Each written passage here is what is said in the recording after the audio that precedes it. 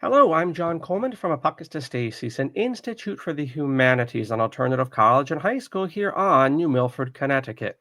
Today I'm being joined by FuriousTim Rivers, and we're going to be talking about the the situation, the January 6th political prisoners, what's come about since then, his work with the American Gulag Chronicles, so many works, so many sub works to that. We're going to take a look at the flag behind him, very distinctive, and he's going to break that down for us. And in the past, we've actually touched on the work of the American Gulag Chronicles. I remember before Christmas a few years ago, they were coming out with the first of that series. Tim will break down that series. He'll break down January 6th. It seems like ancient history if we're led around by the nose by the media, but it's very pressing. We have a lot to get into with Tim. But before I get caught up with himself and see the enormity of this topic, just one announcement concerning Apocatastasis. We're very shortly from this recording entering August, which means September will be after that and the fall semester. So I do encourage everyone to check out our course catalog on the main site, which you see ticking below. You can download that and see all of our various humanities courses. And also we broadened out into mathematics for little kids and for big kids in college and high school as well. So check that out. And without further ado, Tim, welcome. I'm going to hand things over to you. You have a lot to say, and I'm going to also be emceeing the different websites in the back here. So welcome. Who are you? And let's take it from there, sir. Okay. I keep telling people I'm really nobody. I'm just another American. But back in 2019 and early 2020, when we started having all these issues with government overreach and coming into COVID, activism kind of took me out of retirement. I started doing this, the street corner thing with signs about integrity for the jab and shutdowns. And through that, I met these people that were basically really getting involved in election integrity. I did that for a while. And Mike Lindell and Defend Florida, we knocked on doors and found our voter rolls were just so corrupted. That kind of led to when the election flipped and we began to see the reaction on January 6th, all the things. I think a lot of people thought it was over after the riot cleared and the messes were cleaned up.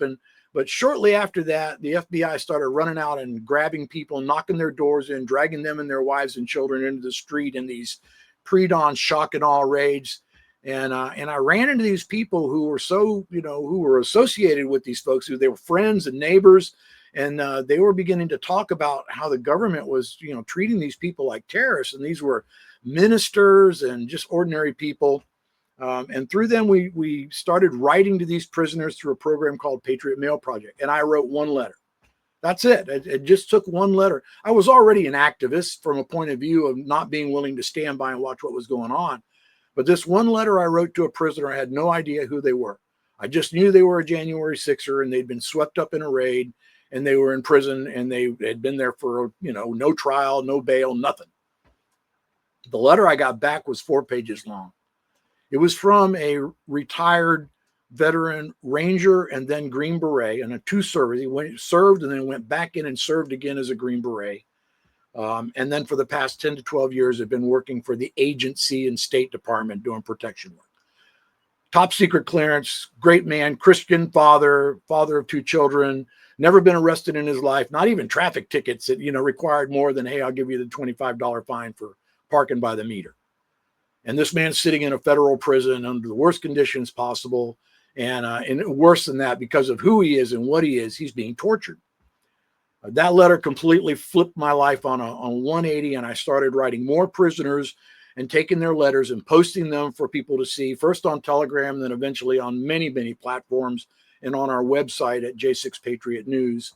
And it began to avalanche because other people had been writing these prisoners and getting the same kind of stories. And these stories weren't anything like media was telling you.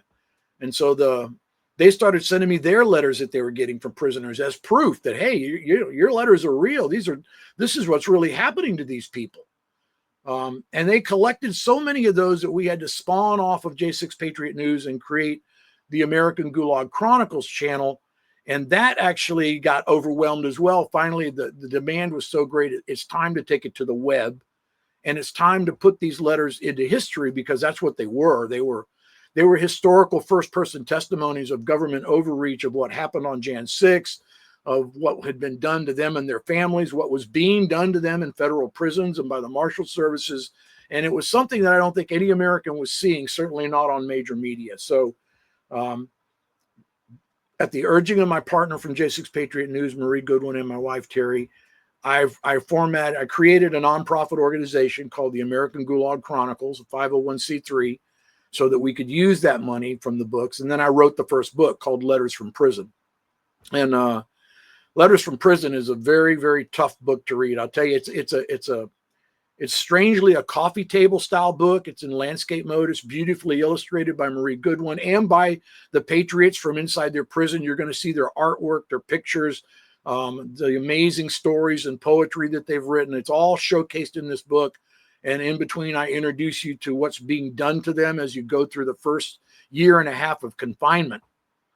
In the second book, which began to pick up where the first chronicle left off, which was at the end of 2022.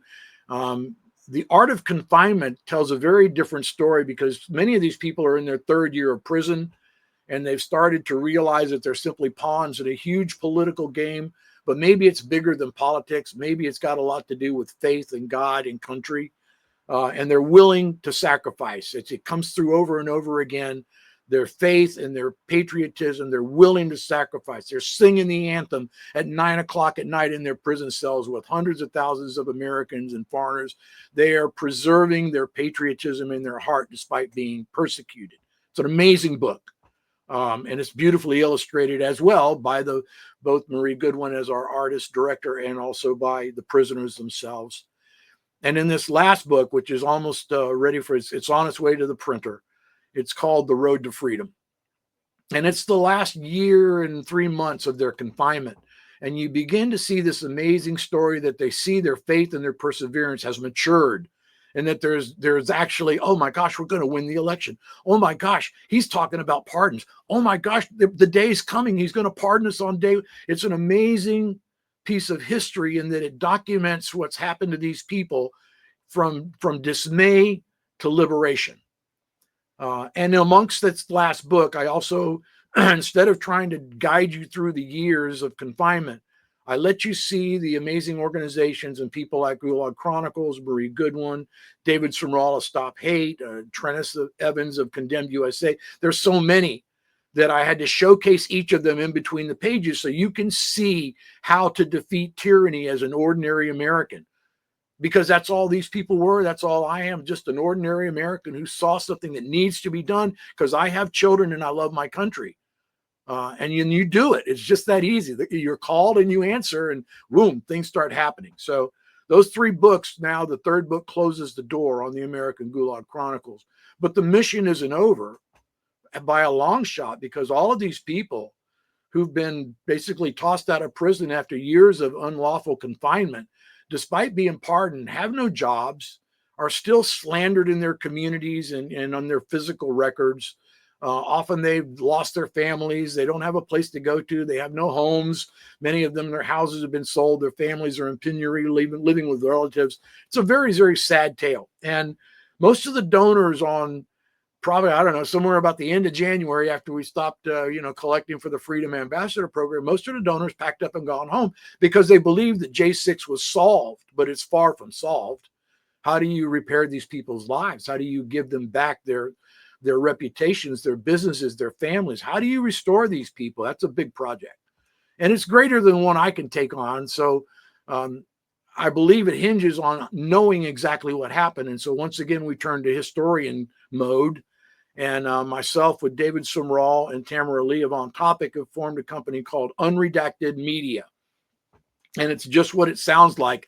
We're going to tear the black off of all these pages for you so you can see exactly what's going on. Unredacted Media. I'm not sure if that's spelled right or if I spelled it. Oh, yeah, that's D-A, not D-E. My bad. unredacted media.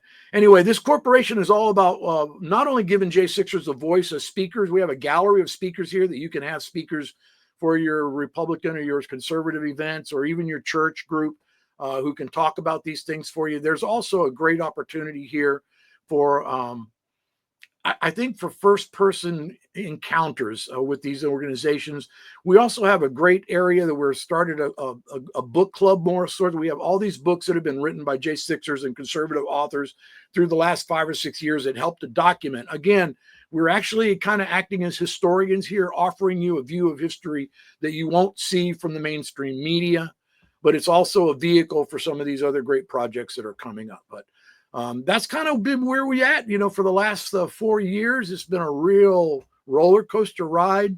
I think most of the advocates like me are a little tired, but we still have work to do, and we still need help. And that's been the sad part, is that I think many American people think that that the pardons had solved all the problems, and that everything is going to be okay. The government will quickly pay these people and restore their lives. It's furthest from the truth. In fact, where are the perp walks? Where are the people who caused all of this damage to our trust and justice, to our constitutional rights, to our faith in a correctional system that's fair and humane? What's happened to that, and who pays for that? Those are the questions we're working on. I guess that leads into what we did at the close of last year, was the 1A Film Festival. There are so many people like us who've been working to expose what was wrong, from human trafficking to the defaults at the border, to the fentanyl, to the media overreach. It's just, there's so many topics in this front line of battle for conservatives that most of us have just been bewildered about what the totality of it is. And so David Sumrall, myself, American Gulag Chronicles as a sponsor, and Unredacted Media as the activator, held the 1A Film Festival last year in Texas. And we recorded it, all the films and all of the interviews and all of the first-person encounters with the filmmakers and J6ers who were there that day. It was all recorded and stored at this website. And for one price, you can basically see all 13 documentaries, almost 3 days of film, as well as all the bonus material. And we don't care how many people you bring to watch it. Buy one ticket so that the authors, the filmmakers, get a little bit for their work, and then have a watch party, or take it to your church or to your Republican group and play one of the films that is the most interesting topic, because they're all covered here. We show you what the deep state has done to us Americans for the last over 10 years. And so this is another attempt at history, right? We're preserving history through these documentaries. We're making available to you, the public, in raw form, so you can see them without redaction, without change, from a view that mainstream media and the deep state don't want you to have. So the 1A Film Festival, we will actually have the next one coming up in late August, Film Festival Redux #2. And we have a number of new films to go with it. And you'll see films here by J.J. Carroll, Professor David Clements, the Stop Hate Team, Andrew Mullinex. There's some amazing young filmmakers and investigative journalists that have put this together. And they're hardly making anything wrong. Most of them didn't get anything other than had to pay for their own trips. But it was about getting these films to the American public. And we streamed it for free. Now you can see all of it at your convenience on this website for one cost for an entire year of access. Please share it and invite all your friends over and learn some truth. Share the truth. I often say it's not enough for me to tell you the truth and for you to know it. You need to share it. You need to spread it. You need to be it. And these films will help you do that. Those people at the office that you never read a red pill because you just didn't want to, just invite them over for a movie. It's pretty easy. And these are amazing films, folks. Amazing filmmakers. It's kingdom work. It's truly kingdom work. And so you'll be amazed and educated at the same time. So we're very pleased to do that. How do we preserve history? The last 5 or 6 years, we've watched people try to destroy American history, tear down its monuments, try and forget its lessons, the good ones and the bad ones. It didn't really matter. If it went against the narrative that people were promoting. Yeah. Oh, hold that thought, please. Hold that thought. Sure. Just for the audience, all of these websites, which have been in the background here, they will also be in the description, along with the Give, Send, Go for the American Gulag Chronicle. So please patronize the different works of this effort. And then, Tim, just a little bit of back of the house here. If I'm ever slow in responding to you or whatnot, it's just because the computer's being slow. So don't. I'm not ignoring you or anything of that sort. It just takes a while for the buttons to click in with StreamYard sometimes. So carry on, sir, with your thought.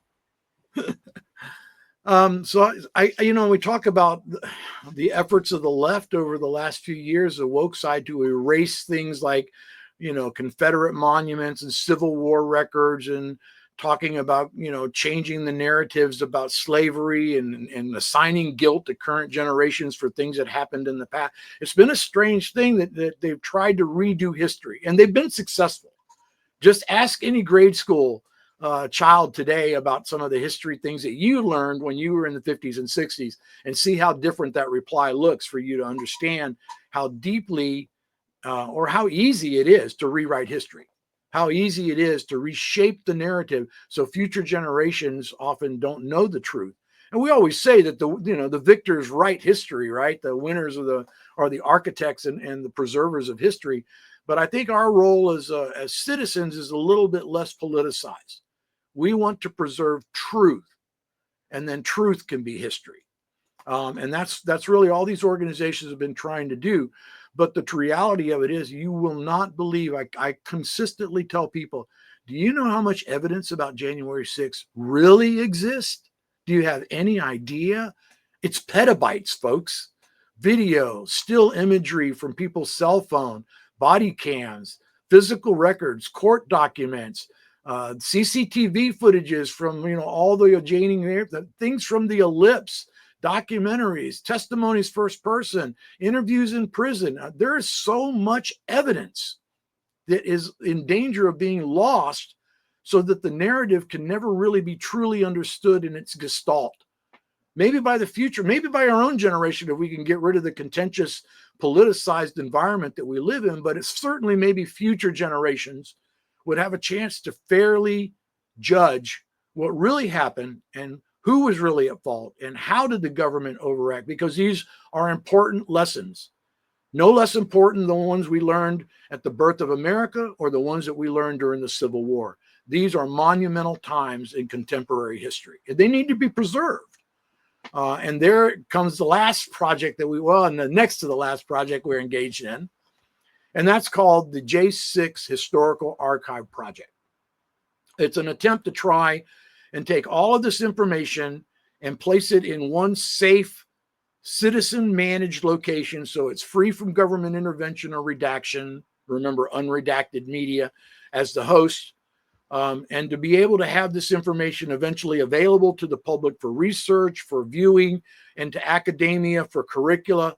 It's important that we preserve all of it, and both sides. The January 6th committee's sham Hollywood thing, they're just as important to history, understanding what happened, as the initial testimonies of people who were assaulted in the West Terrace, or people who saw Ashley Babbitt be shot, or people who witnessed Lila Morris beat Roseanne Moylan to death while she was unconscious.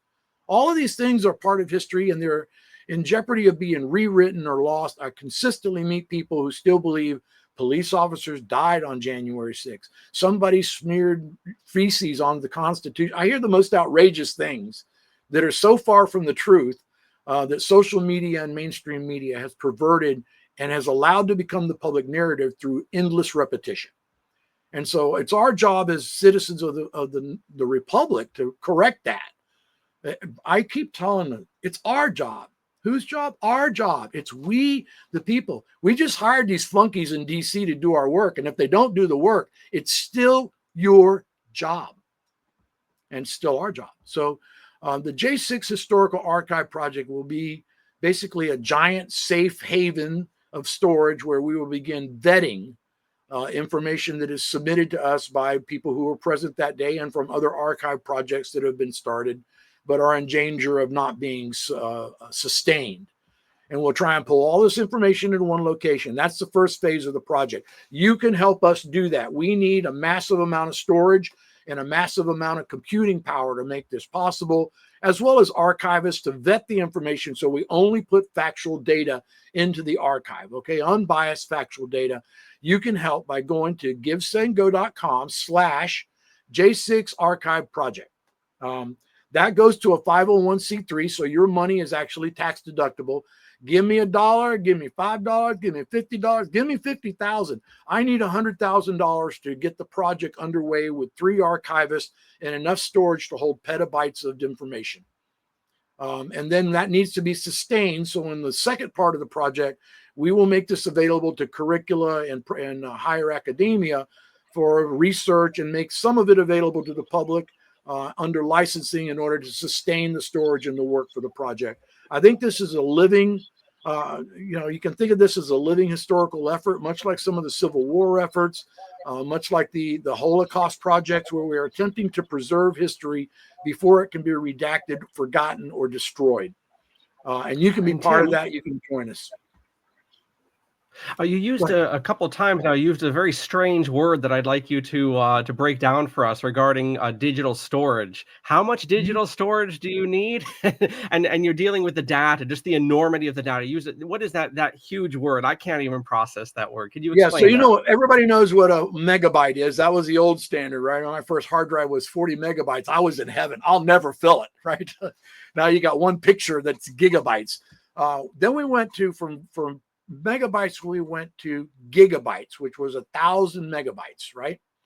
And from that, we went to terabytes, which is 1,000 gigabytes. And then finally, we go to petabytes. And there's more definitions above, but you're going by factors of 100,000 every time you increase the storage availability.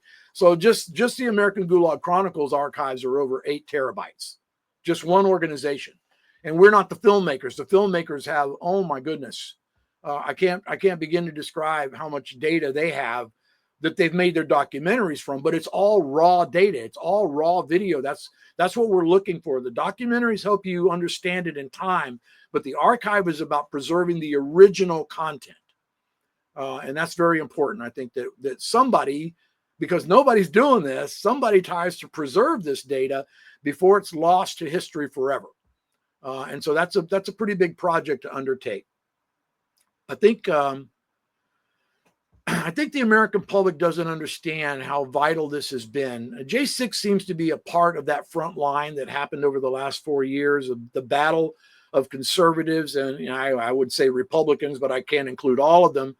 But the battle for conservative and moral thought in America to regain and take back our country. Many people think we succeeded in November of 2024. The reality is we simply won a battle, not the war. The left didn't go away. We still have Mr. Schumer, Mr. Schiff, and all the crazies running around in Congress. Nobody's been slapped in handcuffs. Nobody's been indicted. Nobody's been carried off so they can't vote that way again. I think it's important for us to remember that the battle continues from a conservative and a republic point of view, that we are still at threat. The wolf is still at the door of liberty. These people didn't lose their vote. Many of them are hopping mad over what's happened and what's happening as we improve our country and destroy their false gods. And the reality of it is they're not going to go away, angry, happy or mad. They're simply going to be there when 2026 rolls around, when the primaries are here. You think they're silent, they're really plotting. And so it's important that we preserve some of the things that we've won for the offhand chance that in 2026 we become targets once again. And so this is important. And also that more people are awakened to truth as opposed to narrative. And a lot of these things like the J6 True Timeline was an amazing piece of work where it takes video in time simultaneously. I show you what's happening, or they show you what's happening at the ellipse, what's happening at the gates of Congress, what's happening all in the same time. So for the first time, you see things unfold in real mode, not the lie that the narrative tells you that Trump incited this and the violence didn't start till he said it. And it's all, for the first time, you'll see it in reality, without the narrative, without the spin, without the deep state being interfered with. And I think that's important that we preserve truth. That's what we've been about. I tell everybody, truth at any cost. at any cost, because that's what our founding fathers believed in, was freedom and truth at any cost. And so we need to mirror that in these times, lest the republic finally reach its end. The last part that we're very concerned about is congressional inaction and Senate inaction as well. And I can't blame it on one house. The failure of these organizations or these committees that are formed of our elected representatives who are supposed to be investigating J6, investigating the hoaxes, investigating the fraud, investigating the perjuries. We see nothing. We're 6 months down the road from Mr. Trump taking his seat, and we see nothing. We see no perp walks. We see no indictments. We don't see anybody. I hear a lot of clanking, but I see no wheels turning when it comes to the gears of justice. And I think that's why we've decided it's time for we the people again to do our jobs. You won't do it, Congress. I'll fire you coming the next election, but in the meantime, the job's got to be done. And so we're doing it. We're formed a historical panel, a January 6th historical panel of inquiry. The panel had its first dry run sessions last night. We'll be inviting January 6th defendants and hostages to come and testify before the committee.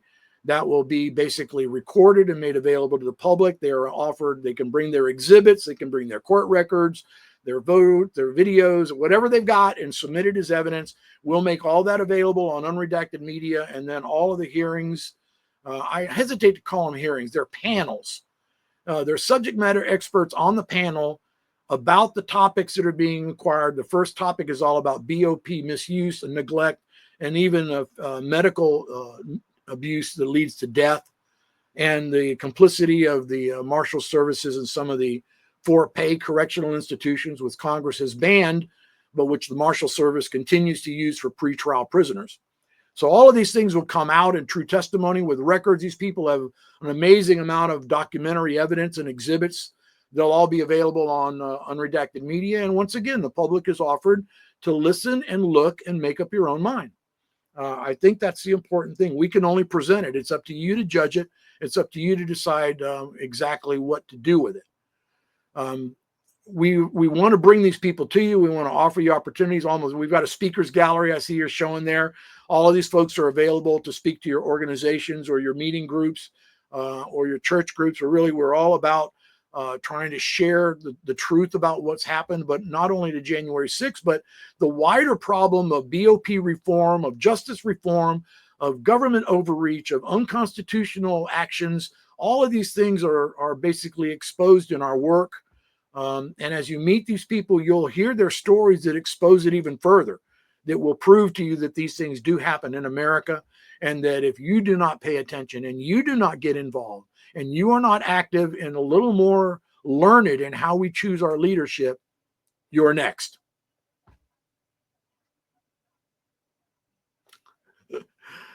So that's kind of where we stand.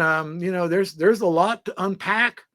I urge you to go on one site I didn't give him is our course site at j6patriotnews.com. That's letter J, number 6, patriotnews, no spaces.com. You will find hundreds of hours of interviews out there, exposés on the judges in D.C. You'll see backgrounds on the prisoners, see their letters. I got 3 years of letters posted out there you can read, as well as how to help these individuals at their gives and goes. We have been the clearinghouse for J6 information for 4 years, and this is the time really when we need to preserve all this information and all the data that's been shared. So again, the future or even our own generations can have something to work with to fairly judge the truth of this matter and to finally understand who are the culprits and who are the heroes. And that's about it. That's where we stand. I'm open to questions on it, or we can even elaborate on some of these efforts. But there are some amazing patriots that you want to hear from, either in these pages of these books or in these documentaries.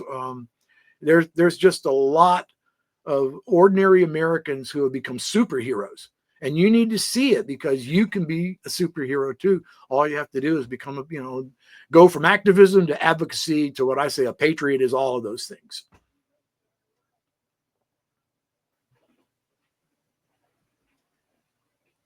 Excellent, Tim. Thank you for that. And once again, if there's ever a delay, it's just because I'm unmuting things and it takes a second. But yes, thank you. My goodness gracious. Thank you for that breakdown. I will also add that subsequent website. In fact, I would ask you right now if you could just type that in the private chat, just so we don't forget that last website.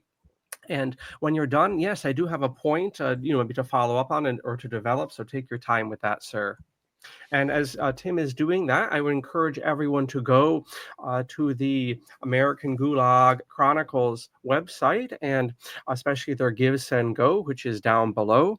And I see Tim here has put in the latest site, so that will be there as well. So what I wanted to ask here, Tim, if you could develop this idea, you use words like truth and patriotism and history, and maybe especially in a media landscape where things are so polarized and we all come at things from different angles and whatnot. I would like you to elaborate on the importance of this project across the board. Patriotism oughtn't be a left or right thing, although patriots might associate from one generation to another more with one side or whatnot.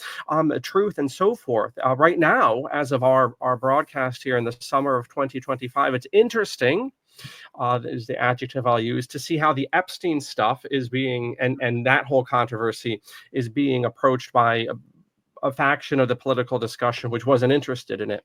And the reality is truth and justice, patriotism are not left and right. So that's all a setup to see if you could elaborate on the importance of this project, the American Gulag Chronicles, not just for one side of the political aisle, but really for any truly patriotic person.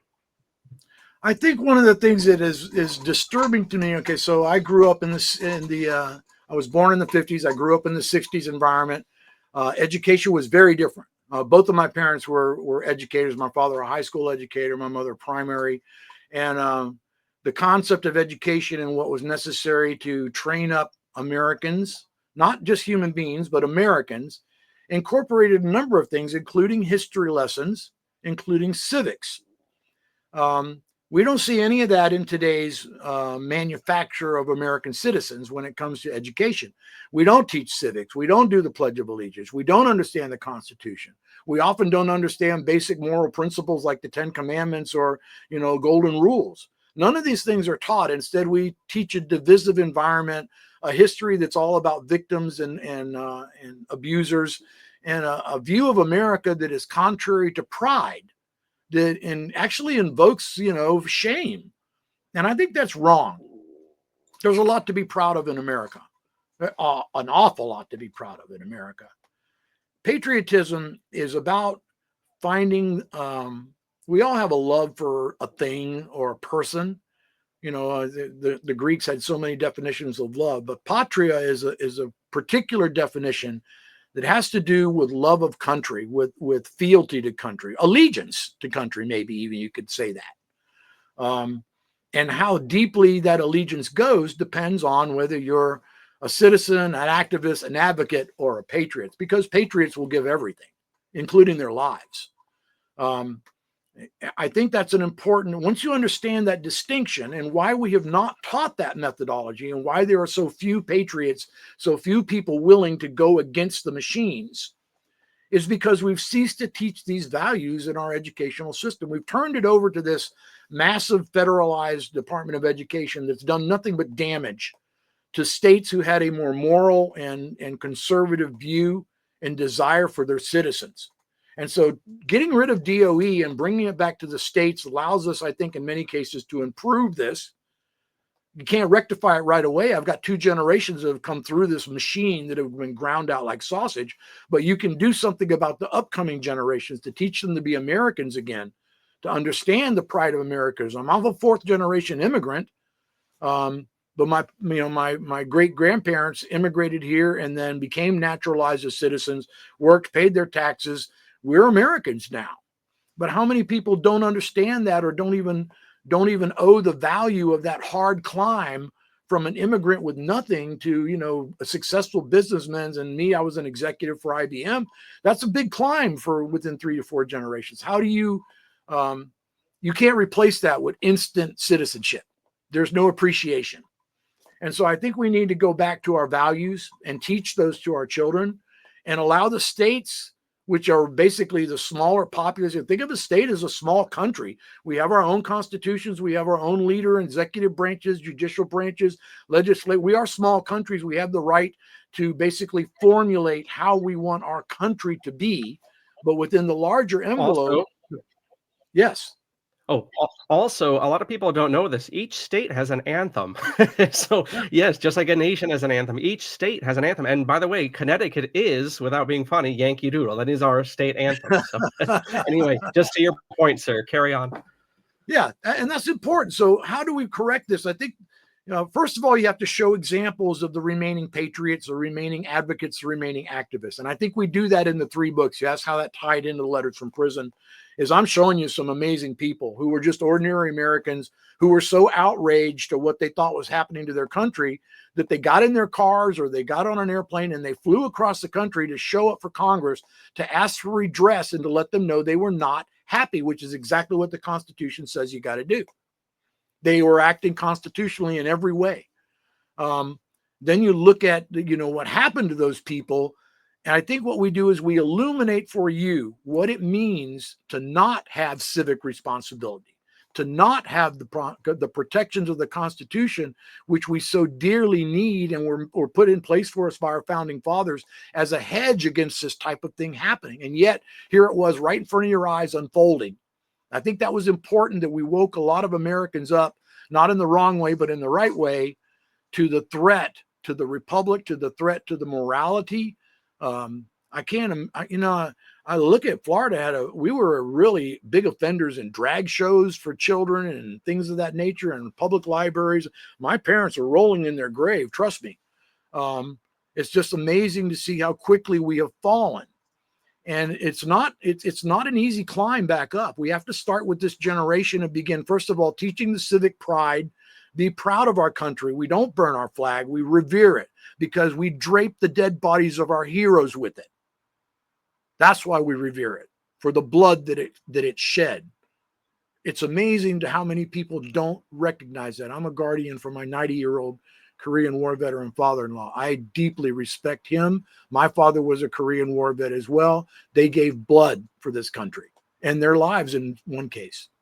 So how do you raise a generation that holds no respect for that sacrifice, that doesn't realize that their freedoms depended upon it and that they live upon the shoulders of those heroes?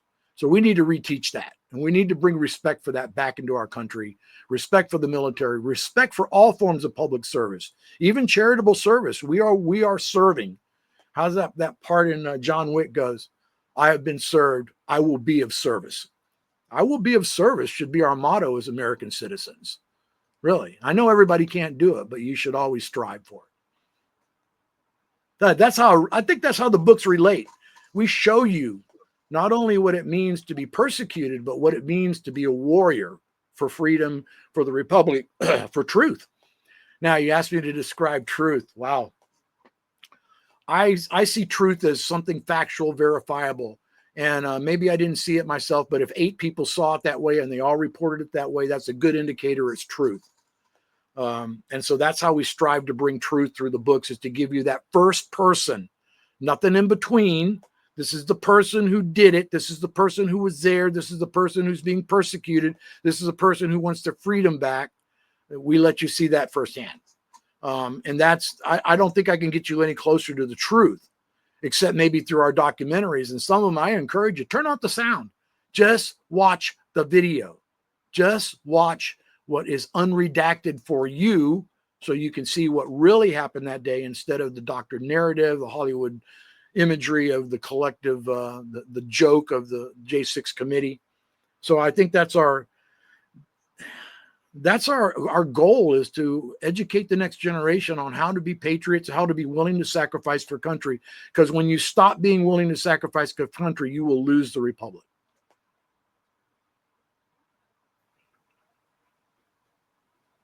Excellent. Thank you for that breakdown, Tim. And I'd just like to add a few points to corroborate that. In America, we have many, many ethnicities here, and Mm. we have many, many, many cults. And I just mean that in a general sense. We don't have a single religion in this country, and so like it or lump it, civic observance and civic values are actually more important just because of the vast diversity of America. And as Tim has laid out in just a few decades of his life, how much that has changed that civic glue. So to Yeah. speak, and that civic knowledge. I'm going to be soon enough giving a presentation on just some aspects of admiralty law or the Yeah. administrative state and stuff that should have been taught to people in high school about contracts and things.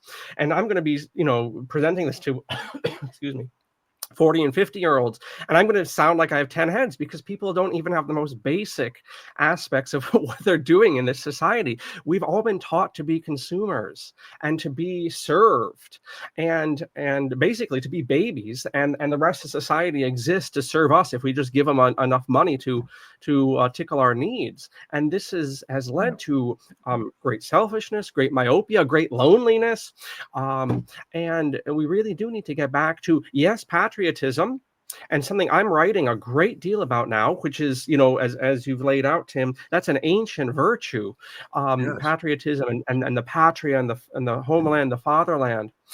Another ancient classical virtue that's married to that is piety. Yeah. And we say piety, acknowledging God and so forth, and that is part of it. But in the classical world, piety was also this obligation one had to their family lines, going back generations in the past, and generations they'll never live to see, and sacrificing for that, and then also seeing your own people as an extended family. People they can read the Aeneid by Virgil to really see the development of this ancient idea. And we, up until somewhat recently, the mid 20th century, had that going on. And we want to ask ourselves, not left wing, not right wing, why has that been taken away from us? The Hmm. so-called masters of this society have a tremendous interest in isolating people. Tim will tell you when you, the audience, buy the books that the Gulag Chronicle people put out, right? And the Yep. isolation that the prisoners go through. That's a tool of control and domination and tyranny. And I just wanted to add some of those thoughts as well. We need to get back to these virtues, especially in America, because we don't necessarily have the ethnic or the religious unity that other nations have. So we really can't be slipping up on patriotism and piety, classically understood. E- Even more than that, John, we need to quit being such subservient followers, such lazy citizens, I guess is the word I want to use. And I put my baby boomer organizations, I mean, my baby boomer generation, mea culpa. We took our eyes off the ball, Kennedy and Kismet, and then somewhere along the line, we just got comfortable and we stopped getting involved and started voting the way our parents voted. And look where we are. I asked somebody the other day, I'll just give you a clean example. Think back to the last election. How much time did you take to understand who the judges were in your district that you were voting for and how they've been ruling? Did you take the time to look at their backgrounds or who they were, what their curricula vitae was, where they went to school, what their recent rulings were against family law or things of that nature? Did you take any time at all? Did you just go, oh, yeah, check mark? Because those guys become district judges, and district judges become Article 3 judges, and Article 3 judges can do pretty much whatever they want. So who do you put in power? How much? It comes back to our energy in being political deciders. And you can't be a political decider if you don't understand politics, if you don't understand who you're voting for and what they're likely to do when you give them the reins of power. Again, it's we the people that own this.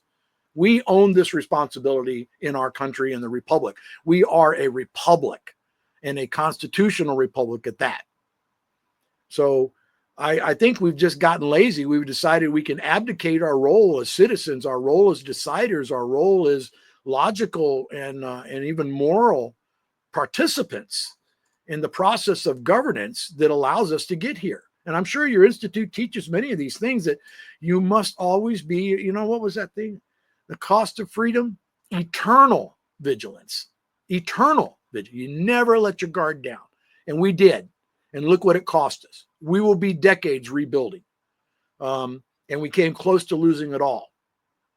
And we could lose it all again. The fight's not over. If we become insolent, indolent, and just want to say, oh, we've already solved this all. Donald Trump's in charge. It's all okay. We're good. We'll be in deep. They'll be coming for you in 2029. It'll be the FBI at your door. I'll be looking at your Ring doorbell camera as they kick it in with a flashbang grenade on your kids. Because that's what happened to these J6ers. And their message is, you're next.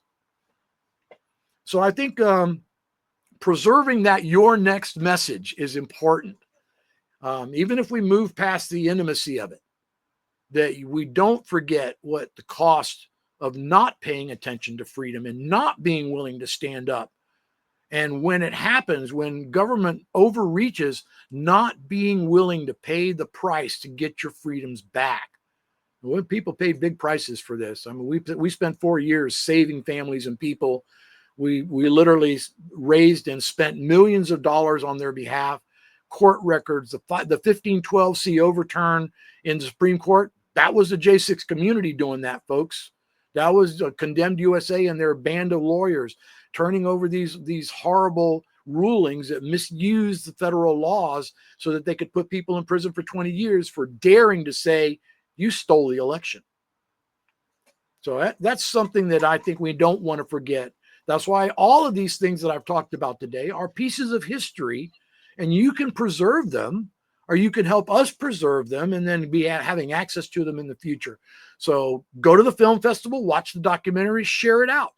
Go to American Gulag Chronicles. You can even go to Letters. It's so easy. Lettersfromprison.us. Lettersfromprison.us takes me right to the order site. Book 3 will be hitting the road in August, so go right ahead and order all 3 books. We even give you a bundle deal on the first 2 books. If you don't believe any of this, please go to j6patriotnews.com and start looking, start listening, listen to the interviews we do with jailhouse prisoners. Go to these sites and look at the letters, read our exposés on the judges and the DOJ prosecutors and how crooked and how they're being paid to violate people's constitutional rights. They actually get bonuses for how many people they would drag in. Hear about the FBI paying their people for paying out to the public to turn people in. That's so unconstitutional. It's crazy. We want you to spy on your neighbors and we will give you privileges. Really, this is a horror show in American history. We have averted it only temporarily. Only temporarily. So do help us out, get in the game. Don't sit there on the, if you're on the fence, I'm warning you, you're about to fall on one side or the other, and you better want to fall on this side because the other side ain't pretty. So let's work on this. Go to the places like the Institute, learn, fill your mind with knowledge and truth, and then you can be the decider and the activator. Don't be the passenger, be the driver.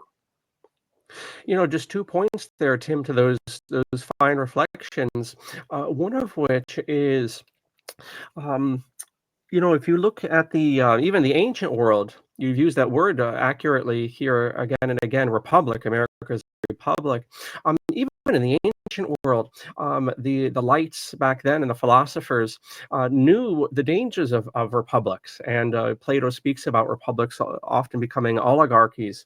And the founding fathers knew about that too. Yes. And the great chaos that can often come from republics, and the emergency valve, or the correction that especially the American founding fathers in capital L classical liberalism instituted, especially so here, is the active citizenry. How do you not have America become an Athens or a Sparta or a Rome or Byzantium, for that matter, or Holy Roman Empire? How do you maintain that balance that those previous peoples lost eventually? And it was in the American conception, and is present tense, the active, engaged citizenry, which is completely antithetical to what's been given us, at least since the 70s and 80s, of the consumer, of the passive follower. The values of this generation, I don't just mean young people, I mean all of us, you, me, everyone in between, and younger and older, this generation has been generated on the earth right now in this part of the world, we have been told to be these passive consumers. And that explains the outrageous, I believe, overreach of admiralty law, and which, and all the passivity that requires, as well as the media in this country, particularly the news media, and certainly January 6th with a shining example of shame in that regard, of how misused the what should be, again, part of the active citizenry became part of this swamp to lie about, in this instance, the January 6th, the whole thing from the election to everything that followed. So I just wanted to point that out, especially in the American context, also the activity that's required to keep tyranny at bay. Tyranny is like the cold in natural science. Cold, or in theology, evil, is not an active force. It's simply the absence, in the case of cold, of heat, or in the case of theology, of grace. Evil is where there is evil. It's the absence of grace. Where there's cold in natural order, there's so much as it is this ingression where people are not actively patriotic and actively engaged positively in their community. Everybody needs to be a Leonidas. Everybody needs to be a Leonidas, because we are always at the Hoth gates when it comes to our freedom. Always. I don't know what else I can say. I keep trying to wake people up just by this, but I think sometimes you have to wake yourself up. And to do that, maybe you need the alarm clock, and that's what we're trying to give you. And we want to preserve that alarm clock so we can wake other generations up too. I ask America to get involved, because this is a job for we the people, not for Congress, not for private organizations with their own political banes. This is a job for we the people, and you can be part of it. All the money is going to a nonprofit. You can write it off on your taxes. Visit us at givesendgo.com/J6 Archive Project. Help preserve this history for America. Be part of the solution so your children's children will wake up in the land of the free and the home of the brave. Great. And I have one final point that maybe you can speak to here, Tim, and then we'll knock off with final words and all this. But I think it's so important to have the American Gulag Chronicles, and especially this January 6th archive project, which is why I got very happy when I got the email circular that your people sent out, because I think, various times we talked about certain generational things, the lack of patriotism, the lack of civics, the lack of piety, as would have been understood in the classical world, and the role of the active citizen. All of this has come up in our time together. I think something else that's very much eating out the civic responsibilities and obligations that earlier generations, even in your youth, you mentioned, would have been very familiar with. I think something that's very much eating that out is the speed of media, particularly visual media and audio. Things are coming out so fast, and the news cycle is so fast that people who even try to engage with it hardly can keep up. On some of these websites I go on, I have literally 1,000 videos in the past couple of days that get brought to my notice. And I think what you're doing is so important to keep that long-term vision. I think I might even do a presentation sometime on this. To read history, even recent history, is probably more fruitful. And to read your Gulag Chronicles books from just a few years ago is more fruitful than trying to keep up with the benefit in terms of the contemplation. You used a word you don't hear too much earlier, the gestalt of the event.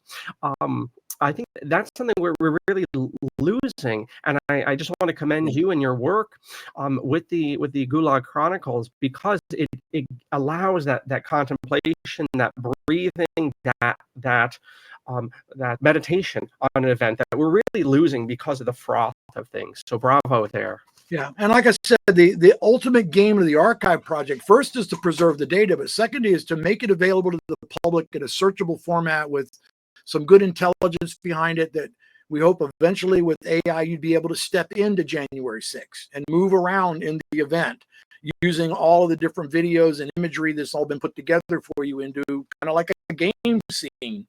I think that's the ultimate game. So let's just go with it, okay? Everybody, I saw somebody the other day, they had a 3-year-old and they had their phone. I was like, a 3-year-old and they got the cell phone at the IHOP. What's going on? If this is the way we're going to train up our next generations, we need to provide the information in a consumable format. And that would be a way to do it. If you could be at January 6th, if you could even follow an individual through and then follow them to prison and read their letters and look at their court documents and see them when they were released from prison as they walked out of the doors. I did videos at Coleman Prison of everybody, as so did hundreds and hundreds of our Freedom's ambassadors. We had people standing outside of 80 prisons in 35 states, and in some cases, 0-degree weather. It was 20 where we were up in North Florida, waiting for these prisoners because they were going to be thrown out into the cold in just a sweatpants and shirt and sneakers. That's how you leave prison. So we had people all across this country waiting to get those people out. Patriotism. They were willing to do that. And the people who helped fund that, patriotism, they were willing to put a little bit of money into the game, even though they couldn't be there. And so I think there's so many levels of being a patriot. Like I said, from being just a citizen who wants to help, to being an activist who works in the projects, to being an advocate who commands the projects, right up to being a patriot who is willing to do anything. And there you have it. There's a spectrum of American citizenry, from those who simply watch to those who always do and are willing to sacrifice. Nothing good in this world comes about without sacrifice. That's the truth of it. Well, it's a fine place to put down the bird there, Tim. That's a great meditation that we can take with us. The sacrifices that come with patriotism and with being civically involved. Things are not easy, and we have to train ourselves out of that consumerist passenger mentality. So the audience, please check out the various links that are down below in the description and help out the American Gulag Chronicles. And keep an eye on that January 6th archive.